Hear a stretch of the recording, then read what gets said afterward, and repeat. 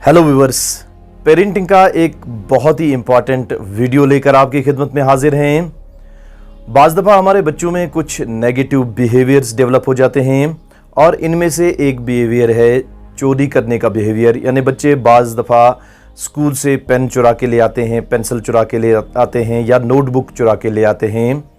तो ये behaviour parents के लिए, टीचर्स के लिए, गार्डियंस के लिए बहुत ही तकलीफ़ का बाइस बनता है। और ऐसी सिचुएशन में पेरेंट्स का, टीचर्स का या गार्डियंस का क्या रिस्पांस होगा और किस तरह से पेरेंट्स, टीचर्स और गार्डियंस अपने बच्चों को इस बिहेवियर में से बाहर आने के लिए हेल्प कर सकते हैं, आज के इस वीडियो में इस इम्पॉर्टेंट टॉपिक पर बात होगी। तो आइए शुरू करते हैं आज का ये वीडियो।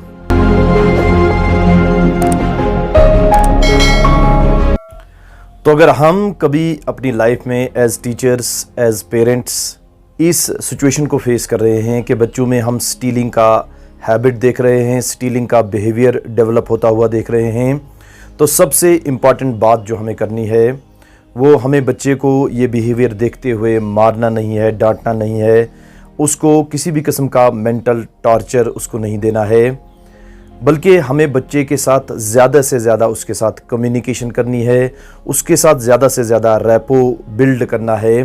क्योंकि जितना ज़्यादा हम बच्चे के साथ कम्युनिकेशन करेंगे उतना ज़्यादा हमें बच्चे के इस बिहेवियर को कहाँ से बच्चे ने पिक किया है, अनकॉन्शियस मॉडलिंग कहाँ से हुई है, इसके बारे में पता चलेगा और हम इस बिहेवियर को रेक्टिफाई करने की भी बाद में कोशिश करेंगे। तो सबसे पहला इम्पॉर्टेंट स्टेप जो है वो बच्चे के साथ कभी भी आप कम्युनिकेशन न तोड़ें, डांट कर, उसको मार कर। क्योंकि जितना ज़्यादा हम बच्चे को डांटेंगे, मारेंगे, उतना ज़्यादा बच्चा हमसे दूर हो जाएगा और बच्चे के इस बिहेवियर का रीज़न जो है उसको हम अंडरस्टैंड करने में नाकाम हो जाएंगे। और जितना ज़्यादा हम बच्चे के साथ कम्युनिकेशन में रहेंगे उतना ज़्यादा हमें इस बिहेवियर के रीज़न्स के बारे में पता चलेगा। तो ये सबसे इम्पॉर्टेंट बात है जो हमें करनी है जब हम बच्चे में स्टीलिंग का बिहेवियर देखते हैं।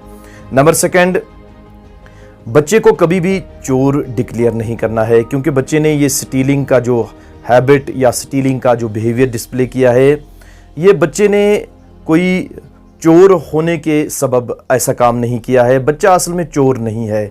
बच्चे ने इंस्टेंटली वो अट्रैक्ट हुआ है इंस्टेंटली और उसने कोई छोटी सी चीज़ चुराई है। असल में बच्चा कोई चोर नहीं है।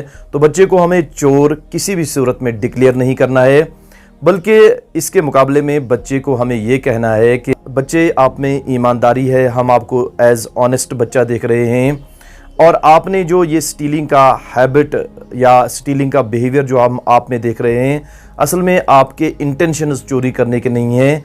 आप तो असल में ईमानदार बच्चे हो। क्योंकि अगर हमने बच्चे को चोर डिक्लेयर कर दिया तो बच्चे की आइडेंटिटी फिर चोरों की तरह बन जाएगी और बच्चा जब चोरों की तरह उसकी हम आइडेंटिटी बना देंगे तो आखिरकार तो वो चोर ही बनेगा। क्योंकि जब हम बच्चे के सेल्फ रेस्पेक्ट का ख्याल नहीं रखेंगे, जब उसका सेल्फ रेस्पेक्ट जो है वो एट स्टेक होगा, तो फिर बच्चे के लिए डिफेंस करने के लिए रहा ही क्या, फिर तो उसके लिए चोर बनना ही बेहतर है। इसके मुकाबले में जब हम बच्चे को ऑनेस्ट डिक्लेयर करेंगे, उसको उसमें ऑनेस्टी की आइडेंटिटी डेवलप करने की कोशिश करेंगे, तो वो बच्चा जो है वो ज़रूर इस बिहेवियर को वो अवॉइड करने की कोशिश करेगा और उसमें ऑनेस्टी का बिहेवियर जो है वो डेवलप होना शुरू हो जाएगा। तो बच्चे को कभी भी चोर डिक्लेयर न करें, बल्कि उसकी ऑनेस्टी को आप उसको डिस्प्ले करें, उसके सामने उसकी ऑनेस्टी को आप अनफोल्ड करें। नंबर सेकंड, जो कि बहुत ही इम्पॉर्टेंट बात है, असल में बच्चे ने जो ये चोरी की है ये उसका बिहेवियर है और बिहेवियर को हमें आइडेंटिटी से बिल्कुल अलग करके देखना होगा। बिहेवियर और आइडेंटिटी दो अलग बातें हैं।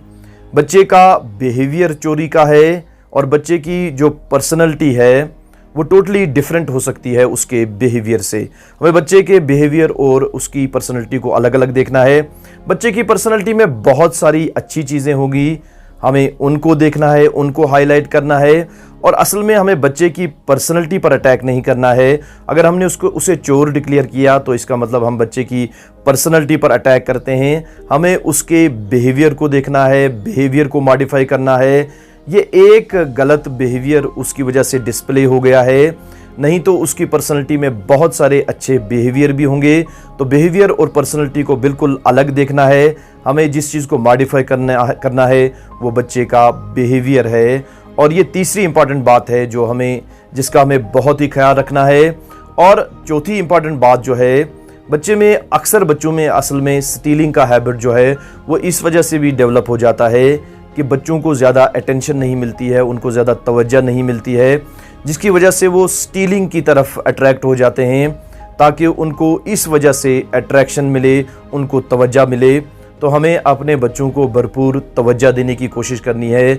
अगर हम चाहते हैं कि हम उनमें नेगेटिव बिहेवियर जो है उनको उनमें डेवलप होने से हम बचा पाएँ, तो बच्चों को अटेंशन देनी है, उनको फोकस देना है, उनको टाइम देना है, उनके साथ कम्युनिकेशन करनी है, उनके साथ चीज़ों को डिस्कस करना है, उनके साथ बाज़ बिहेवियर्स के अच्छे पहलू अनफोल्ड करने हैं और बुरे पहलू भी अनफोल्ड करने हैं, ताकि बच्चा जो है उसके सामने हर बिहेवियर की जो है एक बड़ी पिक्चर उसके सामने आ जाए और बच्चा उस पिक्चर को देखते हुए फिर जो उसके अच्छे एस्पेक्ट्स हैं उनको जब हम अच्छी तरह से बच्चे के सामने अनफोल्ड करेंगे तो बच्चा ज़रूर उस रास्ते पर चलने की कोशिश करेगा जो कि उसकी पर्सनैलिटी के लिए ज़्यादा बेहतर होगा, उसकी लाइफ के लिए ज़्यादा बेहतर होगा।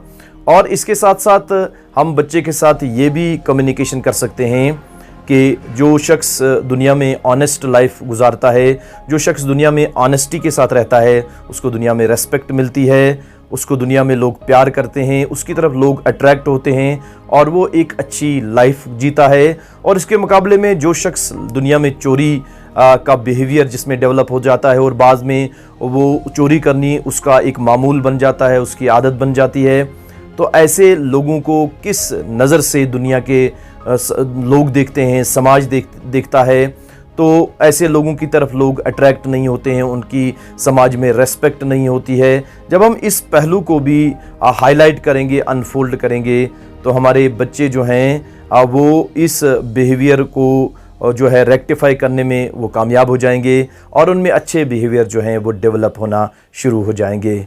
So thank you very much.